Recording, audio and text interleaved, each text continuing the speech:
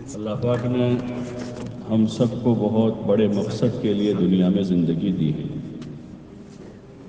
اور ہماری زندگی کا ایک ایک لمحہ بہت قیمتی ہے۔ حدیث پاک میں آتا ہے کہ ایک سبحان اللہ ترازو کے پلڑے کو بھر دے گا۔ سبحان اللہ تملأ المیزان۔ کتنی دیر لگتی ہے؟ معمولی سا وقت ہے سبحان اللہ بولنے کا، لیکن اس وقت یہ وقت اور یہ بول اتنا قیمتی ہے کہ اگر اس دنیا میں آدمی نے ایک مرتبہ پڑھا ہے تو اس کا اجر اتنا بڑا ہے۔ معمولی سا یہ وقت، چند سیکنڈ بھی نہیں ہوئے، لیکن یہ وقت اتنا قیمتی ہے۔ اس وقت جیسے کوئی آدمی کسی بڑے عہدے پر ہوتا ہے تو وہ بڑے عہدیدار کی ایک سگنیچر بہت قیمتی ہوتی ہے۔ بہت بڑی زمین اور بہت بڑی دکان اس ایک سگنیچر سے مل جاتی ہے، لیکن وہی آدمی عہدے سے اتر گیا، اب وہ پوری کاپی بھر کے سگنیچر کر دے ہم کو تو کام ہوگا اس سے کچھ؟ اب وہ قیمت باقی نہیں رہی۔ ایسے اس وقت جو ہمارے پاس موقع ہیں، جو وقت ہیں، یہ بہت قیمتی ہیں، اس کا کوئی بدل نہیں ہے دنیا میں۔ پوری دنیا کے سارے خزانے ایک لمحے کا بدل نہیں ہو سکتا، پوری دنیا کا سارا مال بھی اس زندگی کا بدل نہیں ہو سکتا۔ اس لیے گنہگار لوگ قیامت میں فدیے کے طور پر پیش کرنا چاہیں گے اگر ان کے پاس ہو تو، لیکن وہ قبول نہیں کیا جائے گا۔ لیکن جن کے پاس یہ عمل ہوگا وہ ان کے لیے نجات کا ذریعہ ہوگا۔ اتنی قیمتی ہے زندگی، اس کے لیے بڑے بڑے یہ مقاصد ہیں۔ پہلا مقصد زندگی کا ہے اللہ کی عبادت و اطاعت۔ ہر بندے بندی سے اللہ پاک کا یہی مطالبہ ہے کہ وہ اللہ کی عبادت کے ساتھ، اس کی اطاعت کے ساتھ زندگی گزاریں، اللہ کی نافرمانی نہ کریں۔ جو حکم جس وقت کا ہے اس حکم کو بجا لانا۔ نماز کے وقت میں نماز ہے، روزوں کے وقت میں روزہ ہے، صاحب مال آدمی ہے تو اس پر زکوٰۃ ہے، تو وہ زکوٰۃ ادا کرے گا تو پیسے خرچ کرے گا، پیسے گنے گا زکوٰۃ کے تو بھی ثواب ہے۔ گن کر دے رہا ہے، ہاتھ میں پکڑ کے دے رہا ہے تو وہ سارا ثواب کا کام ہے، جیسے نماز پڑھنے کا ثواب ہے، کیونکہ وہ حکم ہے اللہ کا۔ حج کے لیے آدمی سفر کرتا ہے تو سفر بھی ثواب میں لکھا جاتا ہے کہ حکم پورا کرنے کے لیے جا رہا ہے، اس کے ایک ایک قدم پر اجر ہے، اس کی مشقت پر اجر ہے۔ وہی سفر آدمی خواہشات کے راستے میں کر رہا ہے تو ایک ایک قدم پر آدمی کو گناہ ہے اور اس پر کوئی بدلہ نہیں ہے۔ اس لیے حکم پورا کرنا یہ بڑی چیز ہے۔ اللہ کے ہر حکم کو بندہ سمجھے اور پھر سمجھ کر حکم پورا کریں، اور اس امید پر حکم پورا کریں گے کہ اس حکم کے پورا کرنے پر اللہ ہم سے راضی ہو جائے گا، خوش ہو کر وہ دنیا میں برکتوں کے دروازے کھول دے گا، اور اللہ پاک راضی ہو کر خوش ہو کر آخرت میں اس کا بہت بڑا بدلہ دے گا۔ جب ایسے یقین کے ساتھ ہوگا تو عمل کرنے میں مزہ آئے گا، نماز پڑھنے میں مزہ آئے گا، مسجد میں ٹھہرنے میں بھی مزہ آئے گا۔ مسجد میں جہاں کھانا کھانا ہوتا ہے نا، بھوکا آدمی ہے اور اس کو پتہ ہے کوئی سامنے کے ہال میں ابھی آدھے گھنٹے کے بعد کھانا لگنے والا ہے، آدھے گھنٹے کے بعد لگ رہا ہے، تو اس ہال میں خالی جا کر بیٹھنے کا بھی مزہ آتا ہے۔ کھانا تو آدھے گھنٹے بعد کھانا ہے، لیکن لوگ وہیں چلے جاتے ہیں، تو لگتا ہی ہم بیٹھ جائیں گے، تو آگے سے انتظار کرتے وہاں کھانے کا، کھانے کے طالب ہیں، کھانے کی رغبت ہے، تو کھانے کے انتظار کا بھی مزہ ہے۔ کوئی کہے بھائی باہر بیٹھ جاؤں، بھائی نہیں یہاں بیٹھے ہم، اس سے بہتر جگہ کوئی بتائے گا تو وہاں آدمی نہیں جائے گا، کہ وہاں اس وقت ابھی کھانا کھانا ہے، بھوک لگی ہوئی۔ ایسے جب عبادت کی طلب پیدا ہوگی، عبادت کی طلب پیدا ہوگی تو پھر مسجد میں بیٹھنے کا بھی مزہ آئے گا۔ اذان کا آدمی انتظار نہیں کرے گا، بلکہ آدمی جیسے کام کاج سے فارغ ہوا اور اب اس کو پتا ہے 5 منٹ میں 10 منٹ میں اذان ہونے والی ہے، تو ادھر ادھر نہیں جائے گا، مسجد آئے گا، نماز کی تیاری کرے گا آدمی اس دھیان کے ساتھ کہ میں اللہ کے گھر میں جا رہا ہوں اور میرے جلدی جانے پر مجھے اجر ملے گا۔ نماز کے انتظار میں بیٹھوں گا تو حدیث پاک میں آتا ہے کہ نماز کا انتظار کرنے والا بھی نماز میں ہی ہے، جیسے نماز پڑھنے والا اس اجر کے امید پر آدمی جو ہے جلدی آ جائے گا، اور عمل کو اچھا سے اچھا بنانے کی آدمی کوشش کرے گا کہ یہ مقصد زندگی ہے، اور اللہ پاک نے بندوں سے اچھا عمل مانگا ہے۔ خلق الموت والحیات لیبلوکم ایکم احسن عملا، اچھا عمل اللہ نے مانگا ہے، جیسا ویسا نہیں، اچھا مانگا ہے۔ مارکیٹ میں اچھی چیزوں کی ڈیمانڈ ہے، دکاندار اچھی چیز رکھتا ہے، ڈیمانڈ اچھی چیزوں کی ہے اور آدمی خراب چیز رکھے گا تو دکان چلے گی اس آدمی کہ وہ دکان نہیں چل پائے گی، کیونکہ ڈیمانڈ اچھی چیزوں کی ہے اور آدمی نے خراب چیز رکھی۔ اللہ پاک نے بندوں سے اچھا عمل مانگا کہ اچھا عمل اللہ کی بارگاہ میں پیش کریں، تو پھر جو مقصد زندگی عبادت اور اعمال ہیں اس کو اچھا بنانے کی ہماری کوشش ہوگی کہ ہم اچھا بناویں اس کو، نماز کو بھی، روزوں کو بھی، ذکر و تلاوت کو بھی، صدقہ خیرات کو بھی، اور دیگر جو زندگی کے شعبے ہیں، دیگر تجارت بھی اچھی، اللہ نے تجارت بھی اچھی کرنے کو کہا، صاف ستھری ہو، جس میں جھوٹ نہ ہو، سود نہ ہو، دھوکہ نہ ہو، غبن نہ ہو، ناپ تول میں کمی نہ ہو، ایسی تجارت کا حکم دیا ہے کہ ایسی کریں، صاف ستھری ہو، اس کے ذریعے سے جو روزی ہوگی وہ پاک صاف ہوگی اور برکت والی ہوگی، روزی برکت والی، تھوڑی ہے لیکن برکت والی ہے۔ جیسے بعض چیزیں جو ہیں کھانے پینے کی کم مقدار میں ہوتی ہیں لیکن اس میں کیلری بہت ہے، وٹامن زیادہ ہوتے ہیں، ہوتی ہے تھوڑی، اس کے 2 لقمے کھا لو تو 1 وقت کی غذا کے برابر ہو جاتا ہے، کہ 2 لقمے کھائے ہیں صرف۔ بعض دوائیاں ہوتی ہیں نا آج کل وزن کم کرنے کے، کہ پورے جسم کی جتنی ضرورتیں ہیں وہ 2 چمچ پاؤڈر میں ہوتی ہیں، پورا کیلشیم اور ساری کیلری اسی میں مل جاتی ہے، اس کو 2 روٹی کھانے کی ضرورت نہیں۔ اور بعض خوراک ایسی ہوتی ہے کہ آدمی پیٹ بھر کے کھا لے پھر بھی اس میں سے کچھ نہیں ملتا، سوائے پیٹ بھرنے کے کچھ نہیں ہوا، جسم کو طاقت نہیں پہنچاتی وہ خوراک۔ ایسے بعض روزی بہت ہوتی ہے، پاک صاف نہیں ہے، وہ اللہ کے حکم پر نہیں ہے، تو اس میں سے آتا بہت ہے لیکن کام کچھ نہیں ہوتا، کام نہیں نکلتے اس مال سے۔ اور بعض روزی تھوڑی ہوتی ہیں لیکن وہ آدمی کے لیے کافی ہو جاتی ہے، تو اس کو بھی اللہ پاک نے اچھا کرنے کو کہا ہے کہ اچھا کماوے آدمی، کما لیا تو اچھا کھاوے، اب کہ کما کر آدمی کا پیسہ پہ میں نے بڑی محنت سے کمایا ہے، اس کا مطلب تھوڑا کہ آدمی شراب لا کے پیوے، اس اچھا کھاوے، اچھا پیوے، اپنی چاہت پر نہ کھاوے پیوے بلکہ اللہ کے حکم پر، حضور صلی اللہ علیہ وسلم کے طریقے پر آدمی کھائے پیوے، تو پھر یہ چیزیں اندر جا کر آدمی میں مزید طاقت پیدا کرے گی، ایمان میں، اعمال میں۔ لقمے کا بڑا اثر ہوتا ہے، ہاں لقمہ عمل کا بیج ہے،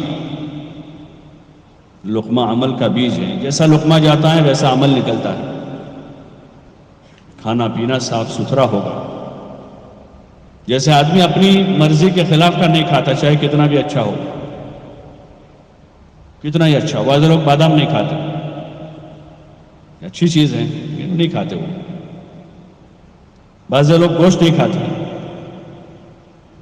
بعض لوگ مچھلی نہیں کھاتے، اپنی مرضی کے خلاف ہے تو آدمی چھوڑ دیتا ہے۔ ایسے جو چیز اللہ کی مرضی کے خلاف ہے، مومن کی شان یہ ہے کہ اس کو چھوڑ دے، کہ اللہ کی مرضی نہیں ہے کھانے کی، چاہے وہ کتنا ہی اچھا ہو، لیکن میرے اللہ کی مرضی نہیں ہے میں کھاؤں گی۔ اپنی چاہت پر آدمی مچھلی چھوڑ دیتا ہے، گوشت چھوڑ دیتا ہے، بادام چھوڑ دیتا ہے، کہ اپنی چاہت کے خلاف ہے۔ ایسے اللہ کی چاہت کے خلاف کی کوئی بھی چیز ہو، کوئی بھی چیز ہے کہ اللہ کی مرضی نہیں ہے تو آدمی اس کو چھوڑ دے گا۔ اللہ کی چاہت کے خلاف آدمی کسی چیز کو نہیں دیکھے گا، چاہے وہ کوئی بھی چیز ہے، کہ اللہ منع کر رہا ہے اس چیز کی طرف نظر اٹھانے سے کہ غیر محرم ہے، وہ اللہ کی مرضی نہیں ہے۔ آدمی کو جس کے ساتھ صحت نہیں ہوتی نا، اس کا چہرہ دیکھنا بھی پسند نہیں کرتا، ہوتا ہے نا، اس سے دشمنی ہو جاتی ہے تو روبرو ہونا پسند نہیں کرتا کہ اپنی مرضی کے خلاف ہے، تو سگے بھائی کا منہ نہیں دیکھتا کہ طبیعت کے خلاف آ رہا ہے۔ ایسے اللہ پاک کی مرضی کے خلاف جو چیز ہوگی وہ ہم چھوڑ دیں گے۔ یہ عبادت کا تقاضا ہے، اطاعت کا یہ تقاضا ہے کہ اللہ کی مرضی کے خلاف ہم نہیں دیکھیں گے، چاہے وہ کتنی خوبصورت چیز ہے، چاہے کتنا خوبصورت چہرہ ہے، لیکن اللہ کی منشا نہیں ہے کہ میں اس کی طرف دیکھوں۔ مطیع اور فرما بردار کی علامت ہے کہ آدمی نظر جھکا لے گا، چاہے تنہائی میں اکیلا ہو، کیونکہ ایمان والے کا یقین ہے کہ اللہ مجھے دیکھ رہا ہے، رات کے اندھیرے میں دیکھ رہا ہے، دن کے اجالے میں دیکھ رہا ہے، جلوت میں دیکھ رہا ہے، خلوت میں دیکھ رہا ہے، بازار میں دیکھ رہا ہے، جہاں ہمارا کوئی نہیں ہے، اپنا کوئی نہیں۔ آپ بھی دیکھیں کہ اپنے والا کوئی ہے، ادھر ادھر کوئی نہیں، وہاں بھی اللہ ہے۔ اپنے گھر کا کوئی نہیں ہے لیکن اللہ تو ہے وہاں، اس کو کوئی نہیں دیکھتا ہے لیکن وہ سب کو دیکھتا ہے، اور وہ بڑا باریک دیکھنے والا ہے، وہ اللطیف، بہت باریک دیکھنے والا ہے۔ ہمارے کیمرے کیا دیکھیں گے؟ کوئی چیز اس کی آنکھوں سے اوجھل نہیں، سب کو وہ دیکھ رہا ہے، رات کے اندھیروں میں، دن کے اجالوں میں، جنگلوں میں، ویرانوں میں، ریگستانوں میں، سمندر کے اندر، سب جگہ وہ دیکھ رہا ہے، اور بڑا باخبر ہے، خبیر ہے، بڑا باخبر ہے، ہر چیز کی اس کو خبر ہے۔ تو پھر کسی جگہ بھی آدمی جا کر گناہ نہیں کرے گا، آدمی اللہ سے ڈرے گا، اللہ سے ڈرے گا آدمی کہ میرا اللہ مجھے دیکھ رہا ہے، غلط بولتے ہوئے، غلط سوچتے ہوئے، غلط سنتے ہوئے، غلط کی طرف قدم بڑھاتے ہوئے، غلط کمائی کرتے ہوئے، ہر وقت اس بات کا دھیان کہ اللہ دیکھ رہا۔ اس وقت بہت سارے لوگ جو ہیں بڑی ایسی عام جگہوں پر گناہ نہیں کرتے ہیں، ان کو پتہ ہے کہ آجو باجو کہیں کیمرہ لگا ہوا ہوگا، دیکھتے ہیں ادھر ادھر، پہلے اوپر نیچے دائیں بائیں، پہلے یہ نہیں دیکھتے تھے، اس کا رواج ہی نہیں تھا کیمروں کا، تو آدمی کچھ دیکھتے نہیں تھے، چور لوگ چوری کرتے آگے پیچھے نہیں دیکھتے تھے، لیکن اب دیکھتے ہیں کیمرہ ادھر ادھر کہیں لگا ہے، جہاں کیمرہ ہوتا ہے اس کیمرے سے ایک طرف ہو جاتے ہیں کہ اس کے اندر ہم نہ آ جائیں، لیکن اللہ ہر وقت ہر حال میں دیکھ رہا ہے۔ یہ ہمارے ایمان کا تقاضا ہے کہ اس کے حکموں کو بجا لاوے، اور جن چیزوں سے اس نے منع کیا ہے ان چیزوں سے اس کے ڈر کی وجہ سے ہم رک جائیں، اللہ کے ڈر کی وجہ سے۔ اللہ کے ڈر سے رکیں گے تو تنہائی میں بھی رک جائیں گے، باوجود قدرت میں کے بھی رک جائیں گے، طاقت ہے گناہ کرنے کی۔ ایک تو ایک آدمی میں طاقت ہی نہیں، گناہ نہیں کرنا ہے تو کیا کمال ہے، لیکن طاقت ہے لیکن اللہ کا ڈر ہے اس لیے آدمی نہیں کرتا، اور ایک آدمی کو تنہائی میں موقع مل گیا ہے اس لیے وہ ڈر کر رہا ہے، اور ایک آدمی اس لیے بچ رہا ہے کہ لوگ دیکھ رہے ہیں۔ لیکن اس سے اوپر کی چیز یہ ہے کہ چاہے آدمی تنہائی میں ہے، طاقت پوری ہے، کوئی نہیں دیکھ رہا ہے، لیکن اللہ دیکھ رہا ہے، اس لیے نافرمانی سے بندہ بچ گیا۔ یہ زندگی کا تقاضا ہے، یہ زندگی کا مقصد ہے، یہ زندگی کا مقصد ہے۔ اور جو ایسی زندگی گزارے گا، یہ اچھی زندگی ہے، یہ عمل صالح والی ہے، اللہ اسے حیات طیبہ دے گا، اسے حیات طیبہ دے دے گا۔ جو ہمارے اندر کی چاہتیں ہیں، ہم جن چاہتوں کو پورا کرنے کے واسطے گناہ کر رہے ہیں، نافرمانی کر رہے ہیں، تو نافرمانی کے راستے سے چاہتیں پوری نہیں ہوگی۔ نافرمانی کرنے والے کو کبھی اطمینان نصیب نہیں ہوتا، کبھی اطمینان نصیب نہیں ہوتا۔ لیکن اگر فرما برداری کے راستے پر آدمی آئے گا تو جو جائز اور حلال چاہتے ہیں اللہ پاک عافیت سے پوری کروائے گا، اور حلال راستے دے گا اس کے لیے، اس کے اسباب اللہ مہیا کرے گا، جو حلال اچھی چاہتے ہیں، جائز چاہتے ہیں، اور اس میں بھی برکت کے ساتھ اللہ کروائے گا۔ اس لیے ہمارے ذمہ ہے کہ ہم اپنی زندگی کے اس مقصد کو سمجھ کر زندگی گزارنے کی طرف آگے بڑھیں، غفلت میں زندگی نہ گزاریں، اور صرف دنیا کو اپنا مقصد نہ بنا لیں۔ یہ سمجھدار کی علامت نہیں ہے۔ جیسے بچہ 12-15 سال تک اب کھیلتا ہی رہتا ہے تو آپ سمجھاتا ہے کہ بھائی یہ مقصد نہیں ہے، صرف کھیلتے رہتے ہو، ٹھیک ہے تم 1-2 گھنٹے کھیل لو دن میں، باقی کچھ کام کرو، پڑھائی کرو۔ ایسے کمانا یہ مقصد نہیں ہمارا کہ کماتے ہی رہے آدمی صبح سے شام تک، شام سے صبح تک، سال کے 12 مہینے، 12 مہینوں کے 330 دن، کہ وہی ہماری فکر، وہی صبح شام رات دن کی۔ یہ سمجھداری نہیں، سمجھداری مقصد میں لگنا ہے، اس کے ساتھ یہ ہماری ضرورتیں ہیں، حلال کمائی کرنا، تجارت کرنا، کھیتی باڑی میں لگنا، وہ بقدر ضرورت آدمی کرے گا، کہ جتنے آدمی کو حاجت ضرورت ہے اتنا آدمی کما لے گا، کہ اپنے گھر والوں کا گزارا ہو جائے، جو آدمی کے ذمے واجب نفقات ذمہ داریاں ہیں آدمی آسانی سے پوری کر سکے۔ اس سے زیادہ کہ آدمی لالچ نہیں کرے گا۔ اگر مقدر میں ہوگا تو اللہ پاک اس کے لیے اسباب مہیا کرے گا۔ اس لیے بہت سے لوگ بہت کم وقت کاروبار میں لگاتے ہیں اور ان کو بڑے نفع ہو جاتے ہیں، وہ ان کی مقدر کی دنیا ہے۔ بعض لوگ 50 سال سے کاروبار کرتے ہیں، ابھی تک وہی گزارے کی روزی ملتی ہے، اور بعض نوجوانوں نے ابھی 5-10 سال میں کاروبار شروع کیا اور لاکھوں پتی بن گئے، کہ ان کو مقدر کی روزی مل گئی جو ان کی مقدر میں تھی۔ یہ دنیا بقدر ہے، تقدیر ہے، مقدر کی جتنی ہے اتنی ملے گی۔ ہاں، رزق اللہ کی طرف سے تقسیم ہے، الرزق مقسوم والحریص محروم،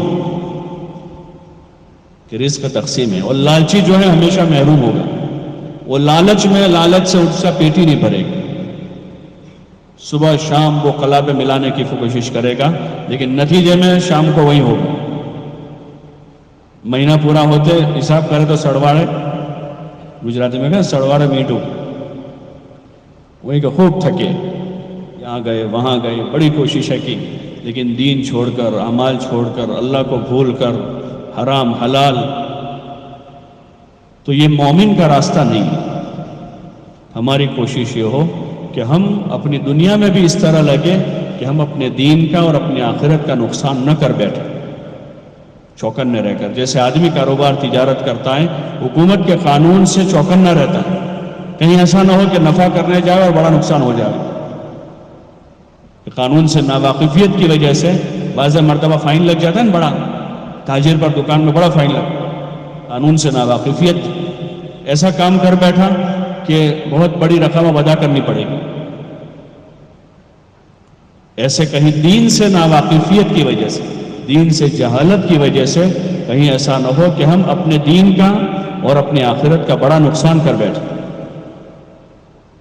اس لیے دین سیکھ کر، سمجھ کر آدمی اپنی دنیا میں مشغول ہو، باقی اصل ہدف ہمارا آخرت ہو،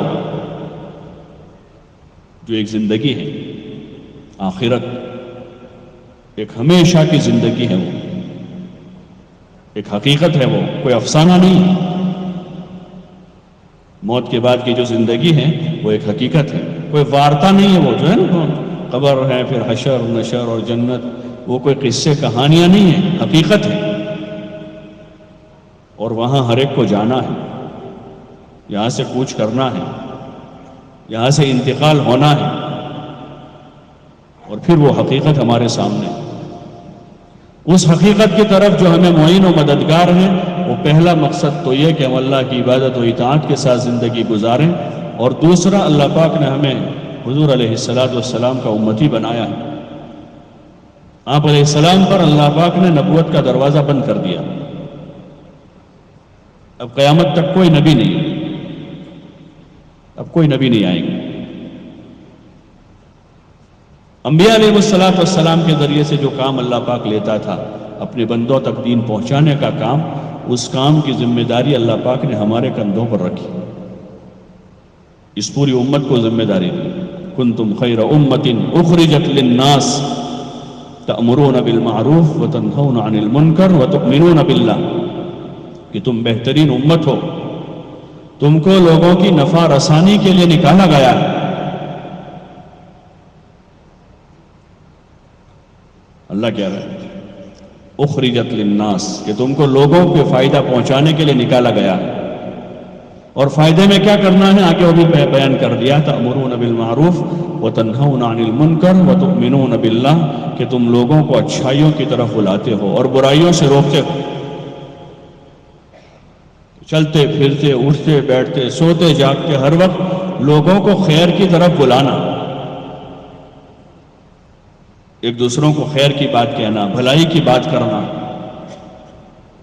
ایک دوسروں کو سمجھانا، جو اصل چیز تھی ہمارے ذمہ، امر بالمعروف نہی عن المنکر، بھلائیوں کی طرف بلانا، خیر کے کاموں کی طرف دعوت دینا، نماز کی طرف، اعمال کی طرف، اچھے اخلاق کی طرف، اللہ کے نام پر جان و مال لگانے کی طرف، اپنی زندگی اچھی گزارنے کی طرف۔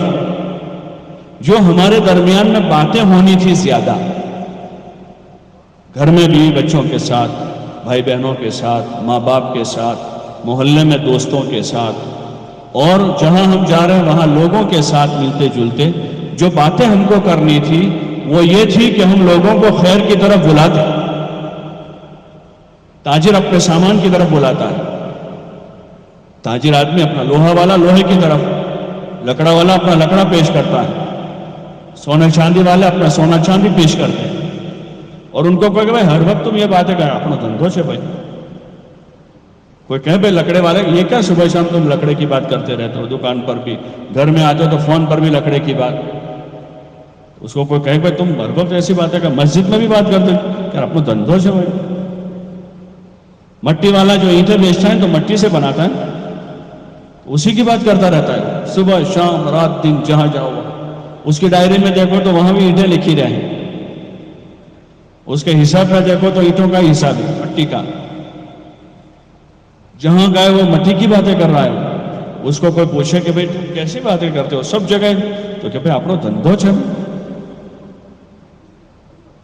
ایسے اس امت کو اللہ پاک نے یہ کہا تھا کہ لوگوں کو خیر کی طرف بلاوے، ہماری آپس کی باتیں خیر کی، بھلائی کی باتیں، اخلاق کی بات، اعمال کی بات، آخرت کی باتیں، جنت کی باتیں، جو اصل ہمارے ٹاپک ہوتے ہیں، آج کل الگ الگ ٹاپک ہوتے ہیں، روزانہ میڈیا والے دیتے ہیں پبلک کو، اخبار والے، تو پھر صبح سے شام تک چلتے ہیں، بعض ٹاپک ہفتے بھر چلتے ہیں، بعض مہینوں تک چلتے ہیں، بعض صبح شام بدل جاتے ہیں۔ ایسے ہمارے جو اصل ٹاپک تھے وہ یہ تھے، ایمان، اعمال، اخلاق، اخلاص، آخرت، جس پر ہماری آپس کی باتیں چلنی چاہیے تھی۔ حضور صلی اللہ علیہ وسلم کے زمانے میں صحابہ کی جو باتیں تھیں اور حضور صلی اللہ علیہ وسلم کی مجلسوں کی جو باتیں حدیثوں میں آئی، تو حضور صلی اللہ علیہ وسلم فلاں موقع پر فلاں مجلس میں یہ بات کہی، فلاں جگہ یہ کہی، مسجد میں بیٹھے تھے وہاں یہ کہا، باہر تھے تو درخت کی ٹہنی پکڑی اور اس کو ہلائی، اس کے پتے نیچے، اس وقت یہ بات کہی، راستے میں چلتے ہوئے آپ نے یہ بات کہی، صحابہ کے ساتھ جا رہے تھے اور ایک کوڑے پر کھڑے ہو گئے اور ایک چھوٹا سا مردار بکرے کا بچہ پڑا ہوا تھا، صحابہ کے ساتھ کھڑے ہو کر اس موقع پر آپ نے یہ بات کہی۔ آتے ہیں واقعات سارے، ایسے صحابہ بیٹھے تھے فلاں جگہ، انہوں نے آپس میں یہ بات کہی، گھر میں بیٹھے تھے، گھر کے ماحول میں یہ باتیں ہوئی، تو ان کی باتوں میں زیادہ باتیں دیکھتے ہیں تو ایمان کی باتیں ہیں، اعمال کی باتیں ہیں، اخلاق کی باتیں ہیں، آخرت کی باتیں ہیں، خدمت خلق کی باتیں ہیں، اس میں دنیا کا تذکرہ کم، زیادہ نہیں، مال پیسوں کا، زمین جاگیر کا، مکانوں دکانوں کا، سونے چاندی کا، اس کے تذکرے نہیں۔ بقدر ضرورت وہ بھی تجارت کرتے تھے، تجارت کرتے تھے صاحب، ان کی تجارت کا بھی تذکرہ کیا کلام پاک میں اللہ نے، کہ کیسے تاجر ہیں۔ رجال لا تلہیہم تجارت ولا بیع عن ذکر اللہ واقام الصلاۃ وایتاء الزکوٰۃ، کیسے تاجر ہیں وہ، تجارت کرتے ہیں کہ ان کی تجارت اور خرید و فروخت ان کو اللہ کے ذکر سے، یعنی دکان پر بیٹھتے ہیں تو وہاں اللہ کی یاد کے ساتھ ہے، اللہ کے دھیان کے ساتھ ہے، اور ضرورت پڑتی ہے تو سامان کی بھی بات کر لیتے ہیں، لیکن زیادہ کیا ہے ان کے اندر کہ اللہ کی یاد کے ساتھ۔ اذان ہو جاتی ہے تو نماز سے ان کی تجارت روکتی نہیں، زکوٰۃ واجب ہو گئی ہے تب ان کی تجارت ان کو زکوٰۃ سے مانے نہیں ہے، اور ان کے دلوں میں جو ڈر ہے، یخافون یوما تتقلب فیہ القلوب والابصار، کہ اس دن سے ڈرتے ہیں جس دن دل اور آنکھیں الٹ پلٹ ہو جائے گی، یعنی قیامت کے دن سے ڈرتے ہیں، ان کے دلوں میں ڈر اس کا۔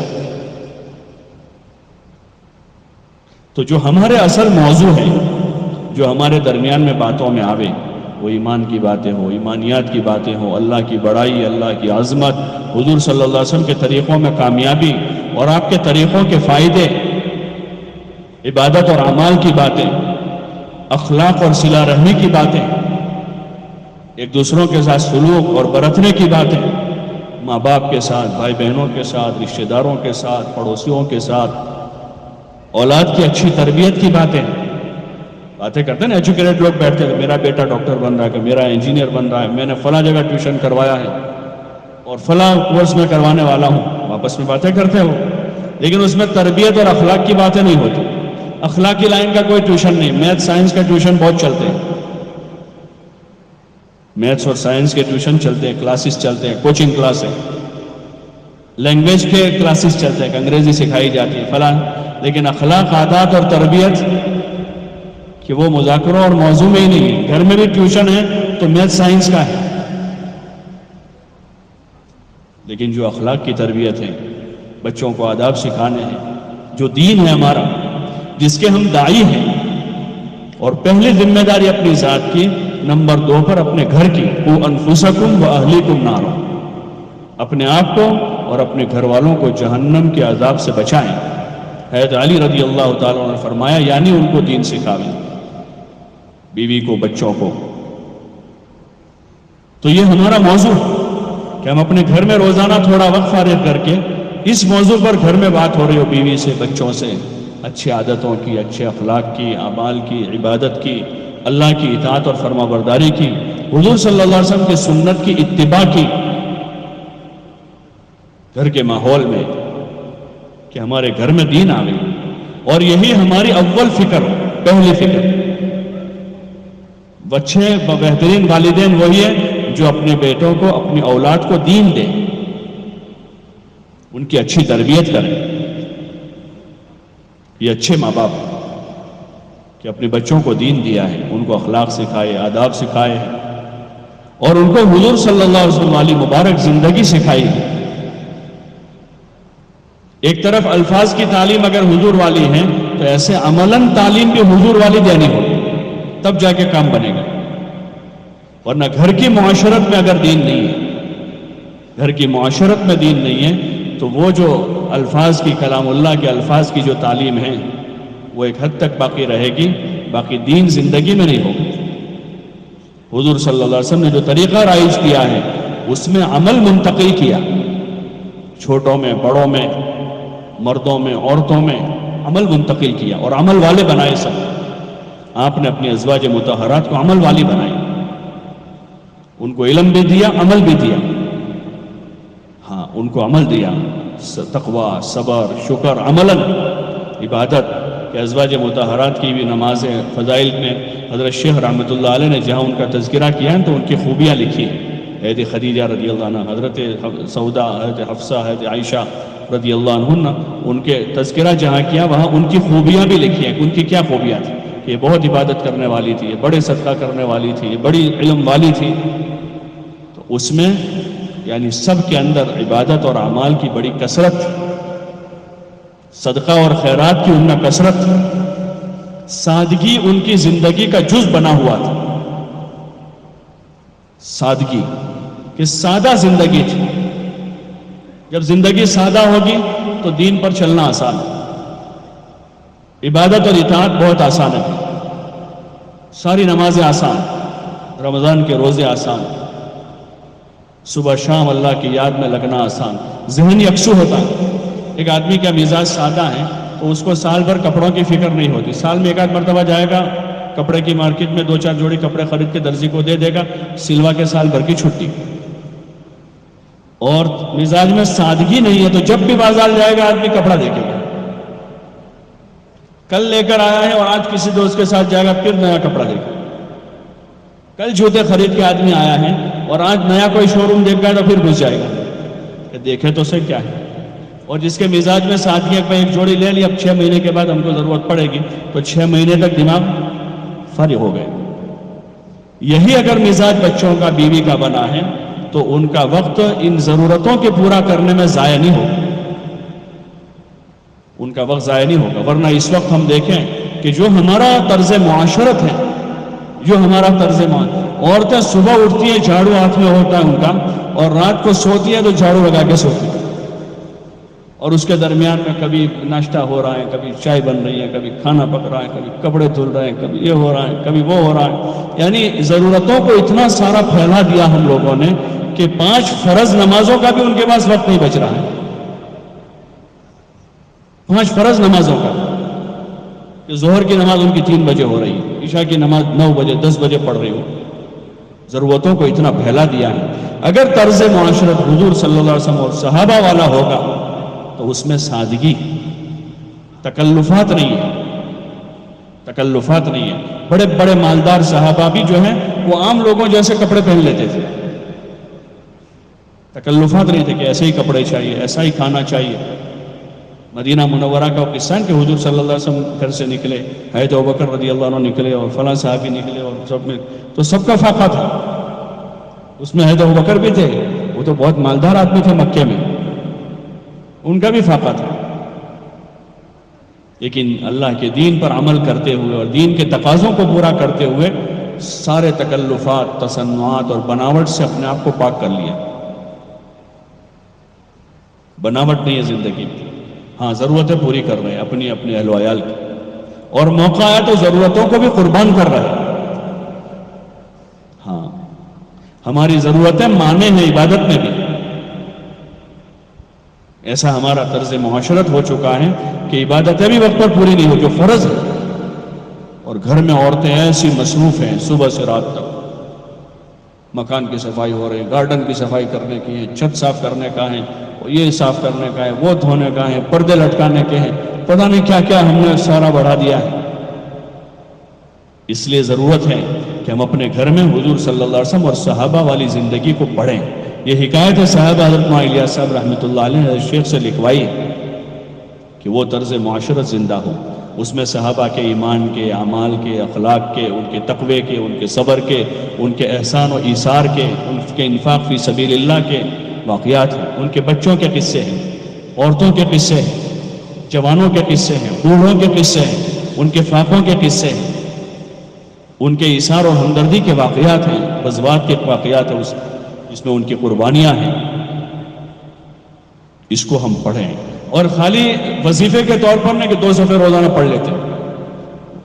تعلیم کے آداب میں گئے تھے حدیث کو 2-3 مرتبہ پڑھیں، فائدے کو 1 مرتبہ پڑھیں، سمجھتے ہوئے سمجھاتے ہوئے پڑھیں کہ بچوں کے اندر اتر رہا، ان کے جذبات یہ بن رہے۔ بچے ٹیلی ویژن دیکھ رہے ہیں بس دھیان سے، 1 دن 2 دن 10 دن مہینہ 2 مہینے تو ٹی وی دیکھتے دیکھتے ان کے جذبات بنتے ہیں، انٹرنیٹ پر چیزیں دیکھتے ان کے جذبات بنتے ہیں۔ باپ کا جذبہ بہت نیک ہے کہ میرا بیٹا حافظ بنے، عالم بنے، دین کا داعی بنے، لیکن وہ تو کچھ اور دیکھ کر اس کے جذبات کچھ دوسرے بن رہے، وہ ابا کو پتہ نہیں ہے، اس کی ماں کو بھی پتہ نہیں کہ اس کے اندر کیا ہے، لیکن ابھی چونکہ اس میں طاقت نہیں ہے بولنے کی، اس کو پتہ ہے کہ ابھی میں بولوں گا وہ تو ریئیکشن ہوگا، اس کو ابا کی مار پڑے گی، امی مجھے دبا دے گی، باقی اس کے جذبات اندر دوسرے پنپ رہے۔ لیکن جب اس کو ذرا زور آتا ہے بولنے کا اور طاقت آتی ہے پھر وہ بولتا ہے، بلکہ بولتا نہیں کر گزرتا ہے۔ اس لیے گھر کے ماحول میں دین لانا بہت ضروری ہے، اس کا راستہ یہ فضائل کے حلقے ہیں کہ خاموشی کے ساتھ آہستہ آہستہ ان کو پانی ملے گا، ان میں سادگی منتقل ہوگی، ان میں جفاکشی منتقل ہوگی، جو بڑا جوہر ہے، جفاکشی بڑا جوہر ہے، اس کے مقابلے میں عیش پرستی ہے، راحت اور آرام۔ تو راحت آرام کوئی خوبی کی چیز نہیں ہے. راحت آرام کی زندگی گزارنا اور اپنے بچوں کو راحت اور آرام کا عادی بنانا یہ کوئی خوبی کی چیز نہیں ہے. یہ تو خود گویا کہ ہم اپنے بچوں کو بیمار بنا رہے ہیں کہ 15 سال کا بچہ بھی ٹیک لگا کر نہیں بیٹھ سکتا. ہم نے گھر میں ایسے صوفے لگا رکھے ہیں کہ وہ کبھی ٹیک لگائے بغیر بیٹھا ہی نہیں ہے بیچارہ بچپن سے. گھر میں ایسا کرسیوں کا ایسا نظام بنایا ہے کہ بیچارہ جب سے پیدا ہوا ہے اس نے کبھی ٹیک لگائے بغیر کسی کو بیٹھے دیکھا ہی نہیں. تو وہ کیسے بغیر ٹیک لگا کے بیٹھنا سیکھے؟ وہ تو بیمار ہو رہا ہے اس سے. اس نے کبھی پسینہ نکالا ہی نہیں ہے. گھر میں ایسا انتظام ہے کہ گرمی میں بھی کبھی پسینہ نہیں نکلتا. جفاکشی کی عادت نہیں بنی اس میں. راحت اور آرام کا عادی بنا تو اب یہ جوان ہو کر بالغ ہو کر 5 وقت نماز نہیں پڑھ پائے گا. اس میں قوت ہی نہیں ہے. جسم میں بھی طاقت نہیں ہے اور اندر دل میں بھی طاقت نہیں ہے کہ مسجد جا کر وہ تھوڑا سا مجاہدہ برداشت کر لے, تھوڑی گرمی برداشت کر لے. ابھی آج کل دیکھتے ہیں نوجوان جیسے فرض کی سلام پھرتے ہیں نا گرمی کے موسم میں تو بٹن کھولتے ہوئے آستینیں چڑھاتے ہوئے باہر نکلتے ہیں. حالانکہ یہ پسینہ تو اللہ کے نام پر بہا ہے, اس پر تو اجر ملنے والا ہے. اگر یہ نماز میں پسینہ ہوا ہے تو اللہ کے لیے ہوا ہے. یہ مشقت ہے, اس مشقت کا ایکسٹرا ثواب ہے. لیکن وہ صحابہ والی مشقتیں اور اس زندگی کا مذاکرہ نہیں. اس لیے ضرورت ہے یہ جو تبلیغ کا کام ہے یہ ان چیزوں کی عملی مشق ہے. گھر چھوڑنا, گھر کے راحت آرام چھوڑنا, اور راہ خدا میں آدمی دور دراز جا رہا ہے, اپنا سامان اٹھا رہا ہے, اپنا بستر اٹھا رہا ہے, اپنے کپڑے دھو رہا ہے, کام کا سامان اٹھا رہا ہے آدمی. یہ ایک عملی مشق ہے. ہاں بہت زبردست مشق ہے اس میں کہ یہاں گھر میں ہم دیکھتے ہیں کہ 2 میاں بیوی اور ایک بچہ ہے, لیکن 3 کے درمیان میں کتنا بڑا گھر بسانا پڑتا ہے. کتنا بڑا کچن, اس میں کتنے سارے برتن, وہ سارا اتنے سارے لوازمات کے بعد بھی روزانہ بیوی کی کوئی ڈیمانڈ ہوتی ہے کہ کالے پہ وہ چمچ کم ہے تو وہ لانے کی ہے, وہ پیالے لانے کے ہیں, پلیٹیں لانے کی ہیں, وہ لانے کا ہے.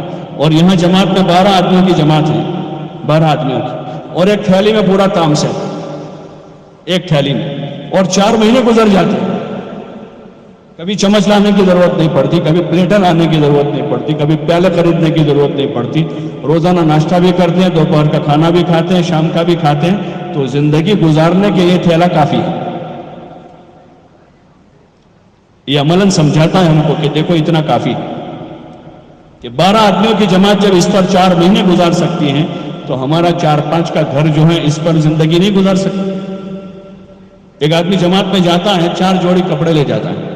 کتنے ہوتے ہیں؟ اور زیادہ ہوتے ہیں تو امیر صاحب کو کہتے ہیں کہ امیر صاحب تھوڑا سامان بتا رہے, کوئی جگہ بتاؤ مکوانی. مرکزوں میں پھر رکھتے ہیں سب, امانت بنائے رکھتے ہیں. امانت تو اس میں ایسے ہی سائز سامان, کپڑے, کمبل وہ لا کے لوگ رکھتے ہیں وہاں.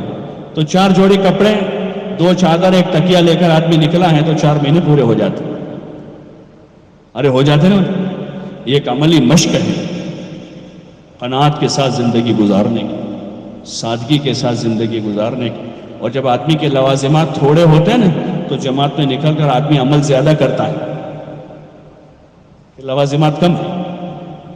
یہ عملی زندگی کی مشق ہے پوری زندگی گزارنے کے لیے کہ اس محنت میں لگ کر ہمارا جو لیول ہے زندگی گزارنے کا وہ اوپر سے نیچے آئے. یہ کمال ہے ہمارا مومن کا, یہ کمال ہے. دنیا دار لوگ تو اپنا کمال یہ سمجھتے ہیں کہ چھوٹا گھر ہے بڑا بن جاوے, 1 منزلہ ہے 2 منزلہ ہو جاوے, اتنے پر ہے تو اتنا ہو جاوے, اور یہاں محلے میں تو فارم ہاؤس بن جاوے. وہ اس کو ترقی سمجھتے ہیں. چاہے مسجد کی جماعت چھوٹ جاوے, نمازیں قضا ہو جاوے, دین رخصت ہو جاوے, بچے آوارہ ہو جاوے, کوئی حرج نہیں, لیکن فارم ہاؤس بن جاوے اور یہ ہو جاوے وہ ہو جاوے. اور ایمان والے کمال اس میں سمجھتے ہیں کہ جیسے جیسے دن گزرتے جاوے دنیا سے بے رغبت ہو کر آخرت کی رغبت بڑھ جاوے اور جنت کا شوق پیدا ہو جائے, اللہ کی ملاقات کا شوق پیدا ہو. یہ اس کی مشق ہے جماعت کا یہ کام. اس لیے کہا جاتا ہے کہ آدمی پابندی کرے, اس میں پابندی کرے تاکہ دھیرے دھیرے ترقی ہو, آدمی آگے بڑھے, دین میں آگے بڑھے, اور زندگی گزارنے کا جو سٹائل ہے اس میں نیچے آئے. 4 سالن کھاتے تھے 3 کر دیا, 3 پکتے تھے 2 ہو گئے. آدمی 10 12 15 جوڑی کپڑے پہن رکھتا تھا, اب 10 کر دیے, 10 سے 8 پر آ گیا, 8 سے 4 پر, اب ضرورت کے ہو گئی کہ 4 جوڑی میں کام ہو جاتا ہے. کہ آدمی نیچے آ رہا نیچے آ رہا نیچے آ رہا.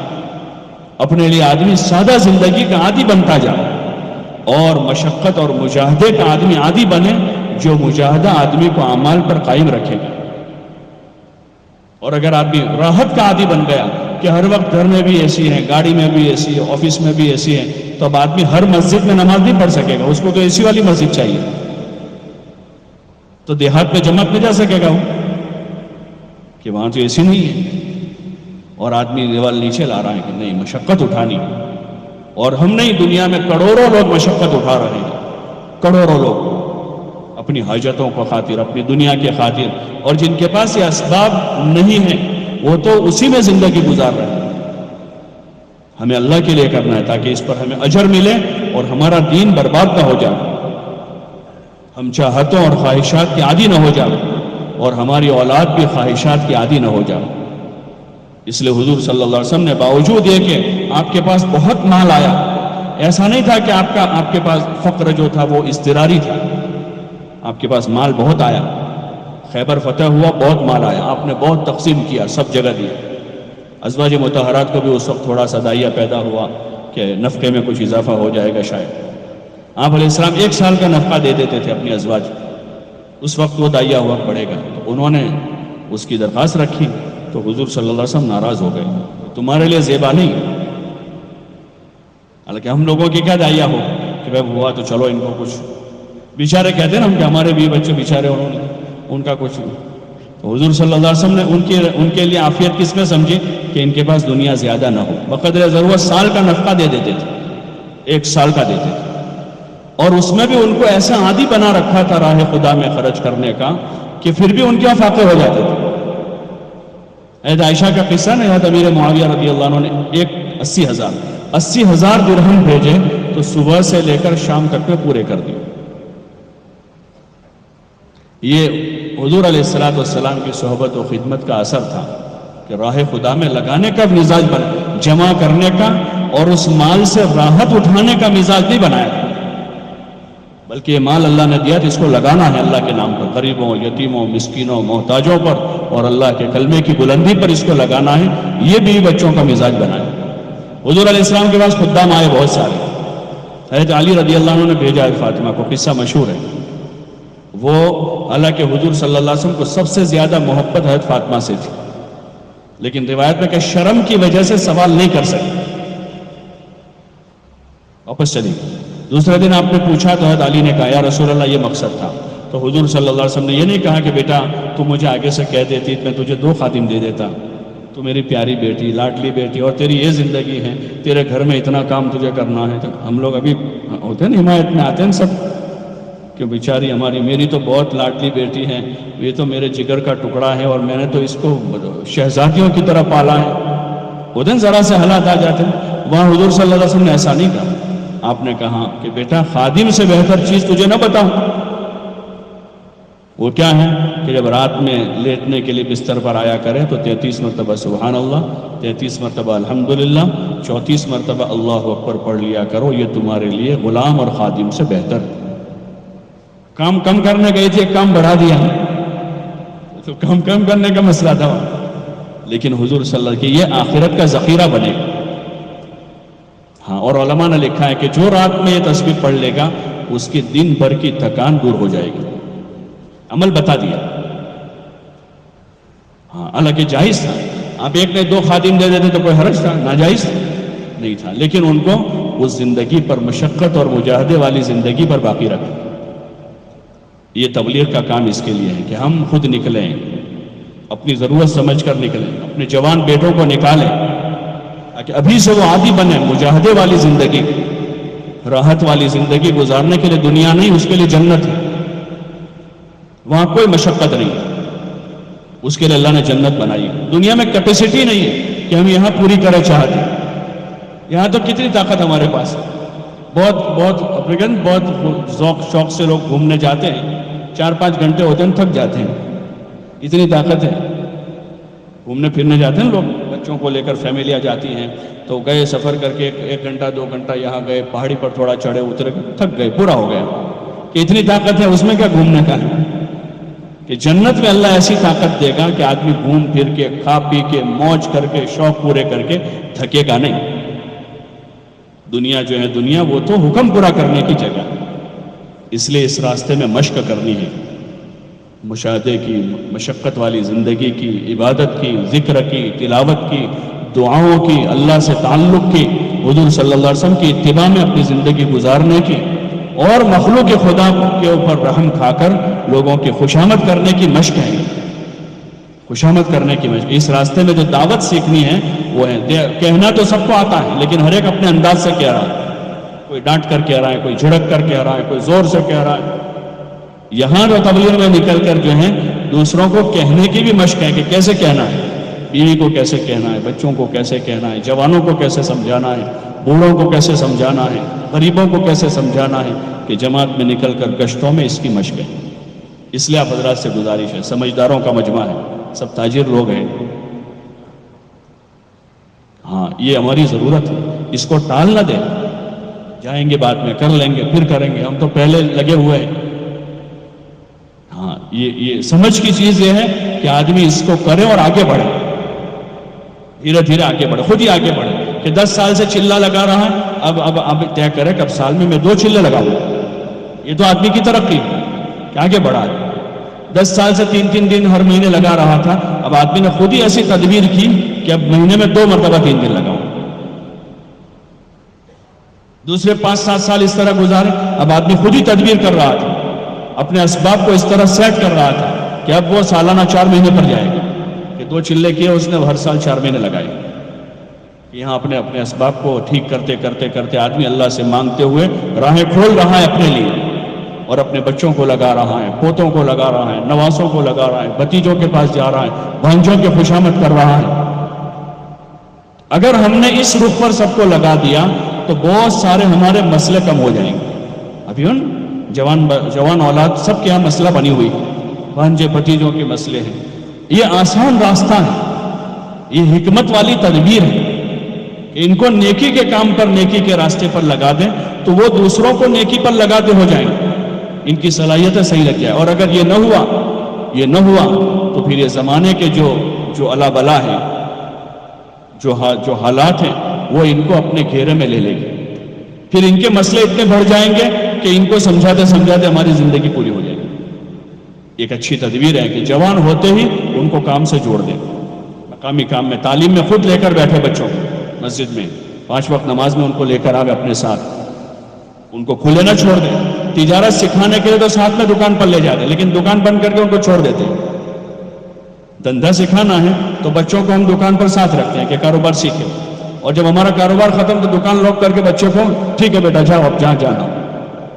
تو دین سکھانے کے لیے ساتھ میں رکھنا ہے، ان کو اپنے ساتھ 3 دن لے جاویں، 15 سال کا ہو گیا، 16 سال کا ہوا ہے، اپنے ساتھ باری باری ایک کو 3 دن لگواویں، اور پھر وقت آوے آگے ان کو تو پہلے ان کے 4 مہینے لگاویں۔ لیکن یہ اس وقت ہوگا جب پہلے ہم خود کر رہے ہوں گے۔ ایک تاجر باپ ہے تو اپنے بچوں کو تاجر بنا دیتا ہے، لیکن ایک مزدور باپ بچے کو تاجر بنا سکتا ہے؟ وہ تو خود ہی مزدوری کر رہا ہے۔ تو ہم خود، آپ حضرات سے گزارش ہے کہ ہم سب خود پہلے طے کریں کہ انشاءاللہ دین کے اس کام کو اپنا کام بنا کر کریں گے انشاءاللہ۔ کون کون نیت کرتے ہیں؟ ہم سب نیت بناوے اس اور دل سے نیت کریں۔ نیت ہمارا اور اللہ کے درمیان معاملہ ہے، خالی لوگوں کی شرما شرمی میں انشاءاللہ کہہ دیا اتنا نہیں، ہمارا اور اللہ کا معاملہ۔ اگر اللہ ہمارے دل کو دیکھ کر کے دل میں ہمارا ارادہ سچا ہے، اللہ اس کو سچا کر دے گا، اس کو سچا کر دے گا، اور ہماری طلب پر، ہماری محنت مشقت پر اللہ پاک ہمیں بھی ہدایت دے گا، اور دنیا کے لاکھوں انسانوں کی ہدایت کا ہمیں ذریعہ بنائے گا۔ اصل چیز یہ کہ ہم خود ہدایت یافتہ بن جاویں اور لاکھوں انسانوں کی ہدایت کا ذریعہ بن جائیں۔ ہمارے قرب و جوار میں کتنے لوگ بس رہے ہیں جن کے پاس ہدایت نہیں ہے، ایمان نہیں ہے، اور دنیا میں ایسے کروڑوں انسان۔ ہماری لالچ یہ ہو کہ ہم اس کا ذریعہ بنے دنیا میں خیر پھیلنے کا، جیسے صحابہ خیر کا دنیا میں ذریعہ بن گئے۔ اس لیے آپ حضرات سے گزارش ہے کہ سچے دل سے نیت بنا، ارادہ کریں، ہاں اگر ارادہ سچا ہے تو جو آزار ہیں ان آزار میں اللہ پاک راستہ نکال دیتا ہے، اللہ راہ کھول دیتا ہے. لیکن بندہ ارادہ کرے، اپنے بس کی تدبیر کرے، کوشش کرے، نکلنا چاہیں. ایک آدمی پھنس گیا ہے کسی جگہ پھنس گیا ہے، باہر سے 50 آدمی کہہ رہے ہیں بھائی آ جا، ادھر سے آ جا، یہ رسی ڈال میں پکڑ لے، لیکن وہ پکڑتا نہیں اور وہ اندر بیٹھا ہے. یہ نکل سکے گا پھنسا ہوا؟ نہیں نکلے گا. لیکن ایک آدمی پھنس گیا ہے، اس کو نکالنے والا کوئی نہیں، وہ خود تدبیر کر رہا ہے، کبھی دیوار پر چڑھ رہا ہے، کبھی یہاں جا رہا ہے، کبھی وہاں جا رہا ہے، کبھی تو ایک نہ ایک دن اس کی تدبیر کام آ جائے گی، وہ باہر آ جائے گی. تو ایسے ہی ہم خود نکلنے کی کوشش کریں گے تو انشاءاللہ اللہ پاک نکلنے کی راہیں کر دے گا. کرتے نہیں ہے انشاءاللہ.